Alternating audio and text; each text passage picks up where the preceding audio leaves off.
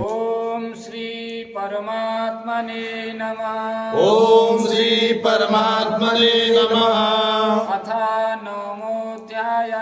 अथ नमोऽध्याय। श्री भगवानुवाच। श्री भगवानुवाच। इदं तु ते गुह्यतमम्। इदं तु ते गुह्यतमम्। प्रवक्ष्याम्यनसूयवे। प्रवक्ष्याम्यनसूयवे। ज्ञानं विज्ञानसहितं। ज्ञानं विज्ञानसहितं। यज्ञात्वा मोक्षसे शुभात्। यज्ञात्वा मोक्षसे शुभात्। भगवान बोले कि तुझ दोष दृष्टि रहित भक्त के लिए इस परम गोपनीय विज्ञान सहित ज्ञान को पुनः भली भांति कहूँगा, जिसको जानकर तू दुख रूप संसार से मुक्त हो जाएगा। विज्ञान सहित जो ज्ञान है वो गुप्त ज्ञान है। उस ज्ञान को भगवान आगे कहेंगे। राज विद्या राजगुह्यं। राज विद्या राजगुह्यं। पवित्रमिदमुत्तमं। पवित्रमिदमुत्तमं। प्रत्यक्षावगमं धर्म्यं। प्रत्यक्षावगमं धर्म्यं। सुमुखं कर्तुमव्ययम्। सुसुखं कर्तुमव्ययम्। यह विज्ञान सहित ज्ञान सब विद्याओं का राजा है, सब गोपनीयों का भी राजा, अति पवित्र, अति उत्तम, प्रत्यक्ष फल वाला, धर्म युक्त, साधन करने में बड़ा सुगम और अविनाशी है।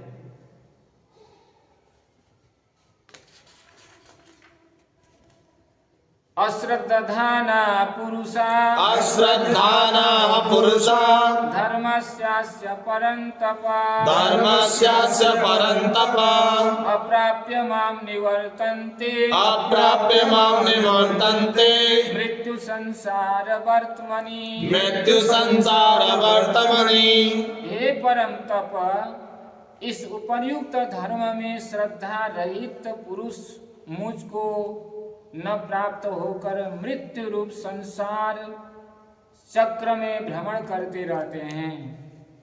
श्रद्धा रहित जो पुरुष है मुझको प्राप्त नहीं करते हैं। करें कि श्रद्धा ही भगवत प्राप्ति करने का एक सुगम मार्ग है।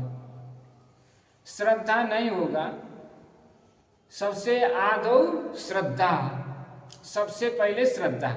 जैसे हमने सुना है कि बिहारी जी के दर्शन, बिहारी जी महाराज हैं, स्वयं प्रकट हैं, तो पहले हम सुने, सुन करके फिर श्रद्धा रखें, श्रद्धा रख करके हमने दर्शन किया, तो उसके बाद हमें विश्वास हो गया कि हाँ हैं। तो ऐसे ही सबसे पहले क्या होता है? श्रद्धा।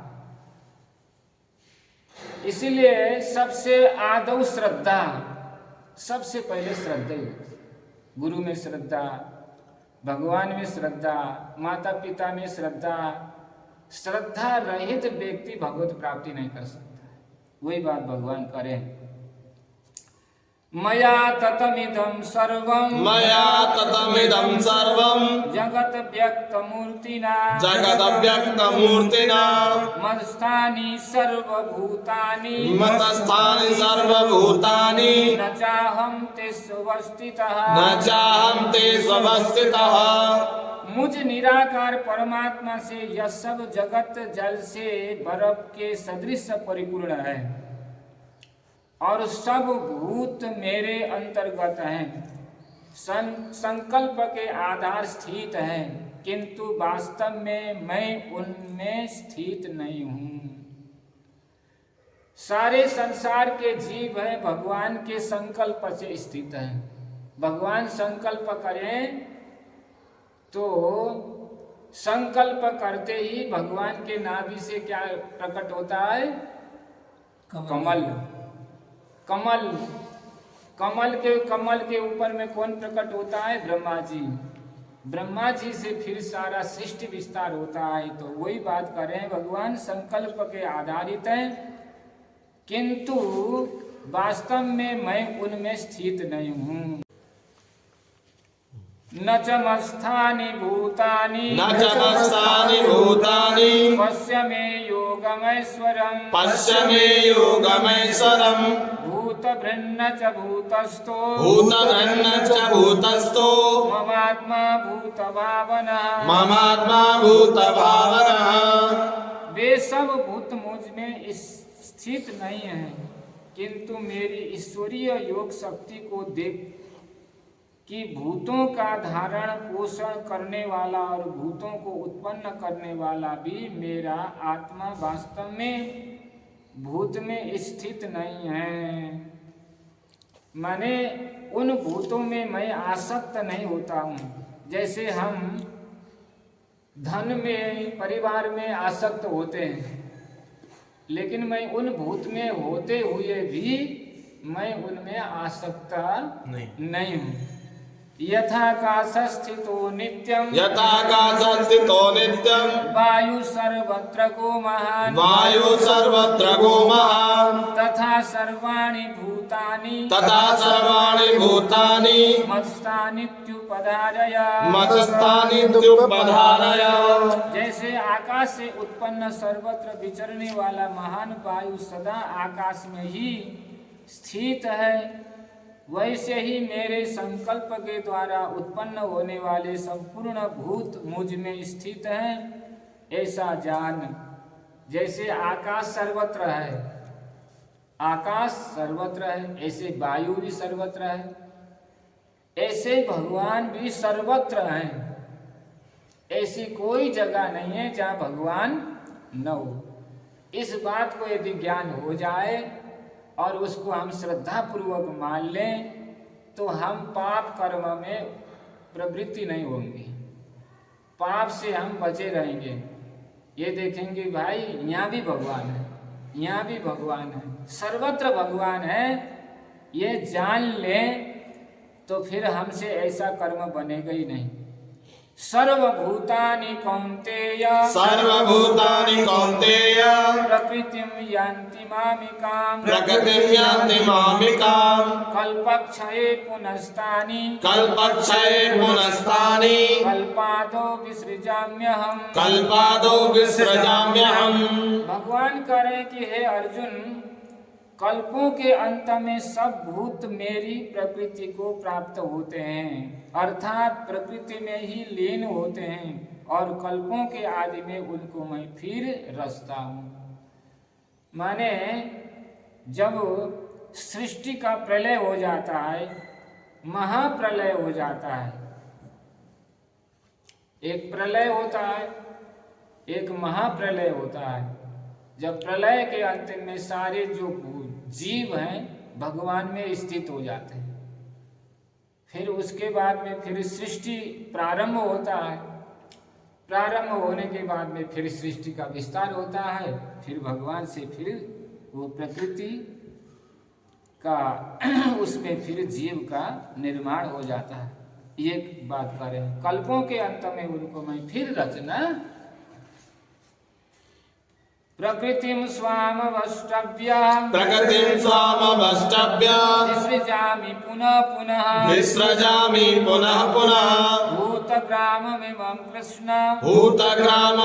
कृष्ण भवसं प्रकृतिर्वशात्।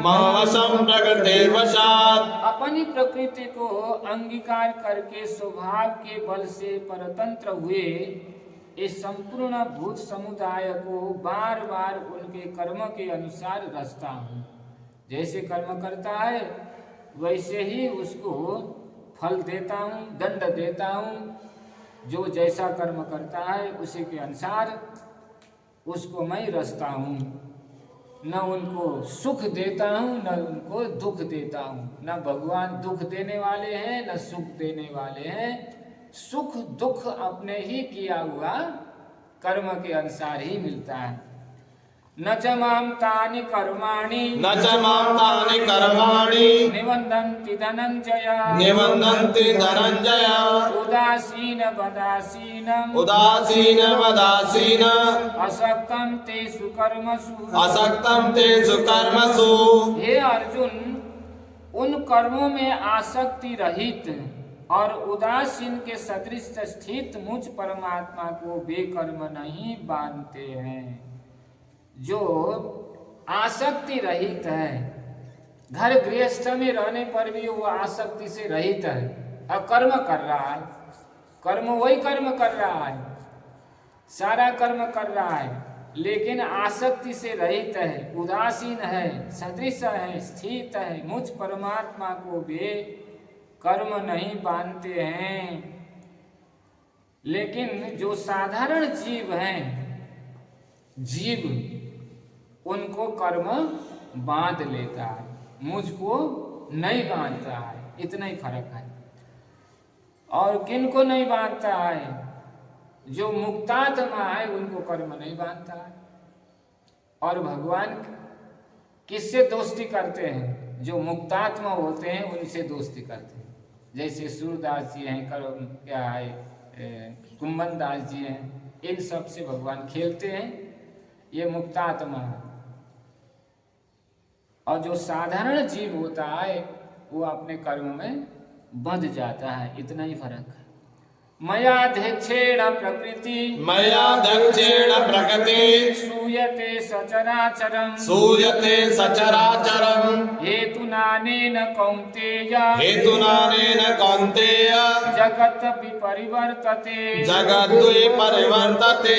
हे अर्जुन, मुझ अधिष्ठाता के सकाश से प्रकृति चराचर सहित सर्व जगत को रचती है, और इस हेतु से ही यह संसार चक्र घूमता रहता है। और ये भगवान की योग माया माने भगवान की माया ही ये संसार रूपी चक्र को चलाती रहती है। सियावर रामचंद्र जी वाले की जय। आगे के कार्यक्रम कल होगा।